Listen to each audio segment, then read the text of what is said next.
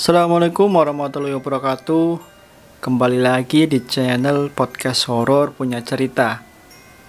Apa kabar kalian semuanya? Semoga kalian semua tetap sehat dan tetap dalam lindungan Tuhan Yang Maha Esa. Kali ini Mimin akan menceritakan sebuah cerita horor, sebuah cerita yang berjudul Kos Angker.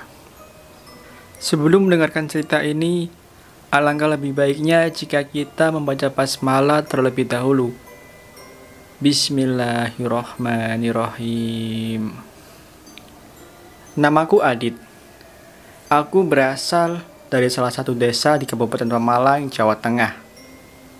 Tahun 2008, aku lulus kuliah dan ingin melanjutkan kuliah di luar kota, yaitu di Jakarta. Ini adalah kali pertama aku pergi ke Jakarta. Singkat cerita, aku berangkat ba'da subuh diantar omku menggunakan mobil miliknya. Perjalanan akan ditempuh kurang lebih 6 jam, jadi aku bisa tidur puas dalam perjalanan. Sampailah di Jakarta, dan aku langsung mengurus pendaftaran kuliah dan selesai jam 2 siang. Saat itu juga, aku ditemani oleh omku mencari tempat kos untuk aku tinggal selama di Jakarta. Informasi tempat kos aku dapatkan dari bertanya ke mahasiswa senior ataupun ke kantin-kantin. Setelah cukup mendapat informasi, aku dan omku langsung bergegas mencari tempat kos. Ada 5 tempat kos yang harus aku datangi. Di tempat kos pertama tidak ada kamar kosong. Tempat kedua dan tempat ketiga juga sama. Tidak ada kamar yang kosong. Di tempat keempat ini ada kamar kosong. Tempatnya enak, ber-AC, tapi sayangnya nggak cocok dengan biaya per bulannya yang menurutku masih kemahalan. Akhirnya aku menuju ke tempat kos yang kelima. Yang kelima ini jaraknya 400 meter dari kampus. Di tempat kos yang kelima ini, tempatnya adem, jadi tempatnya itu membentuk seperti huruf O, dan di tengahnya itu ada pohon mangga besar. Ada 8 kamar mandi di dalam, parkiran juga cukup luas. Setelah aku tanya dengan pemilik kos, ternyata ada 1 kamar yang kosong, yaitu kamar nomor 8 di pojok dekat tempat parkir, dan harganya juga sesuai dengan keinginan. Setelah bernegosiasi, akhirnya aku sepakat untuk ngekos di sini. Hari itu juga, omku langsung pamit untuk kembali pulang. Terdapat 8 kamar, namun penghuninya hanya ada 3 orang termasuk aku. Karena yang lainnya sedang pulang kampung, karena memang bertepatan dengan libur semester. Sebelum masuk ke kamar, aku berkenalan dengan penghuni kos lain yang kebetulan lagi duduk di bangku panjang di bawah pohon mangga. Permisi mas, kenalin, namaku Adit. Penghuni kos baru di sini. Sapaku sambil berkenalan. Oh iya mas, aku Roni. Dan ini Taufik, jawab Roni. Halo mas, timbal Taufik. Kamarku sebelah sana mas, nomor 8, kataku. Saat aku menyebutkan di mana kamarku, ekspresi mereka berubah seketika, seperti orang kaget begitu. Ya udah mas, saya masuk dulu ya, kataku lagi. Oh iya mas, jawab Roni. Aku pun masuk kamar dan langsung merebahkan badan di atas kasur karena lelah. Jam menunjukkan pukul 5 sore, aku pun bangun dan mandi. Syukurlah kamar mandi ada di dalam, jadi nggak perlu keluar bawa-bawa peralatan mandi. Saat baru ingin membuka pintu kamar mandi, aku dikejutkan dengan suara keran yang tiba-tiba menyala dengan sendirinya. Saat ku buka pintu perlahan dan kulihat, benar, air keluar dari keran yang menyala. Mungkin ada yang rusak kali, pikirku dalam hati. Aku pun lanjut untuk mandi. Selesai mandi, aku duduk-duduk sebentar di kursi panjang di bawah pohon. Di situ aku sendirian, sepi, gak ada siapa-siapa. Ini Roni sama Taufik, di mana ya? Saat kulihat di parkiran, hanya ada 1 motor. Padahal waktu aku datang ada 2 motor. Itu artinya mungkin mereka sedang keluar berboncengan entah kemana. Azan maghrib pun terdengar Aku kemudian masuk kamar untuk sholat di dalam kamar karena memang kos ini agak jauh dari masjid. Selesai sholat, aku mendengar ada suara motor dan saat kulihat ternyata itu adalah Roni dan Taufik. "Kalian dari mana?" tanyaku. Mas Adit, habis dari kos temen mas, biasa main-main," jawab Taufik. "Oh, ya ya ya ya. Mas, panggilnya Adit aja, biar akrab," jawabku. "Oke siap, panggil kita juga pakai nama aja ya," jawab Taufik. Kita pun berbincang-bincang di kursi depan, dan ternyata mereka seniorku di kampus tempat aku kuliah. Mereka mahasiswa semester 3,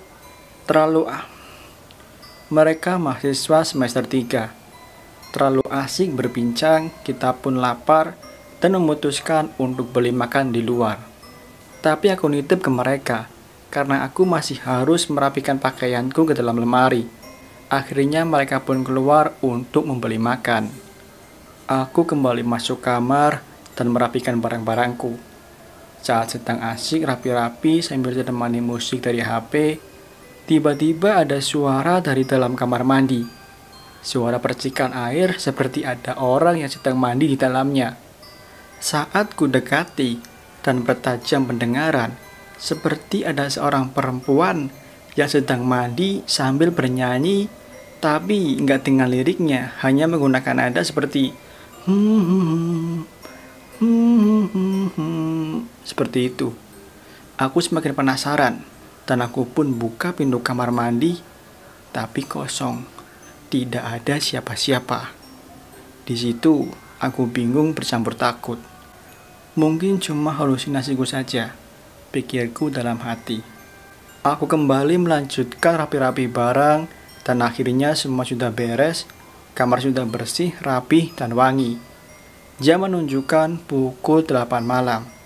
Tapi Roni dan Taufik belum juga pulang. Akhirnya aku memutuskan untuk menunggunya di kursi bawah pohon. Di situ aku menunggu sambil main game di HP. Saat sedang asik main game, tiba-tiba aku dikejutkan dengan suara ketukan pintu dari arah kamarku. Seperti ada yang mengetuknya dari dalam. Loh, kok? Kan gue di luar, dan Roni sama Taufik lagi keluar. Terus siapa yang ngetuk pintu dari dalam kamarku? Kataku kebingungan. Aku pun mencoba gak menghiraukan itu, dan terus lanjut memainkan game di HP. Keanehan kembali terjadi. Aku mendengar seperti orang sedang menangis, tapi kali ini arahnya dari atas pohon mangga, tepat di atas tempatku duduk. Tapi saat aku lihat ke atas, tidak ada apa-apa. Akhirnya Roni dan Taufik pun kembali ke kosan. "Kok lama bener sih Ron?" tanyaku. "Rame banget, yang beli bejibun, antrinya juga banyak," jawab Roni. "Beli makanan apa toh?" tanyaku lagi. "Ini nasi menggono, di situ emang terkenal banget enaknya, harganya juga murah, makanya banyak yang antri." "Oh, di Jakarta ada juga nasi menggono toh? Baguslah kalau gitu," jawabku yang senang karena ada nasi menggono yang harganya murah seperti di kampungku. Kita pun makan bareng-bareng di bawah pohon mangga. Sambil makan, aku cerita kejadian yang baru aku alami kepada Roni dan Taufik. Tadi ya, pas aku mau mandi, kayak ada suara orang lagi mandi di dalamnya. Terus pas aku buka, gak ada apa-apa," kataku.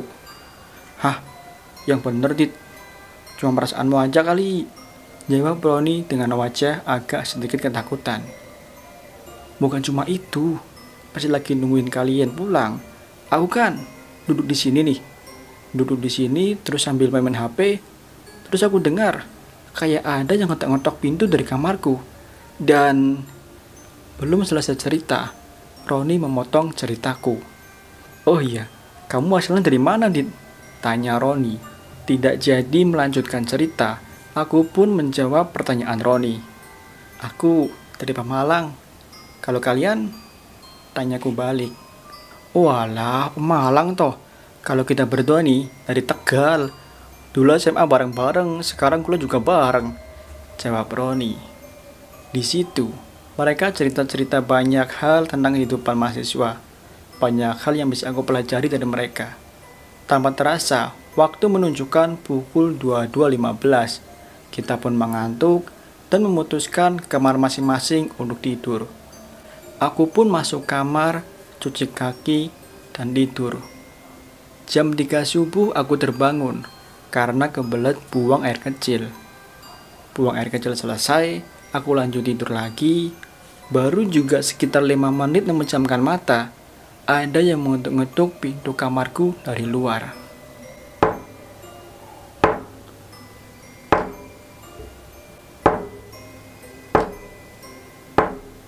Siapa subuh-subuh begini ngetuk pintu? Tanyaku dalam hati. Suara itu kembali terdengar, aku pun memutuskan untuk membuka pintu kamar.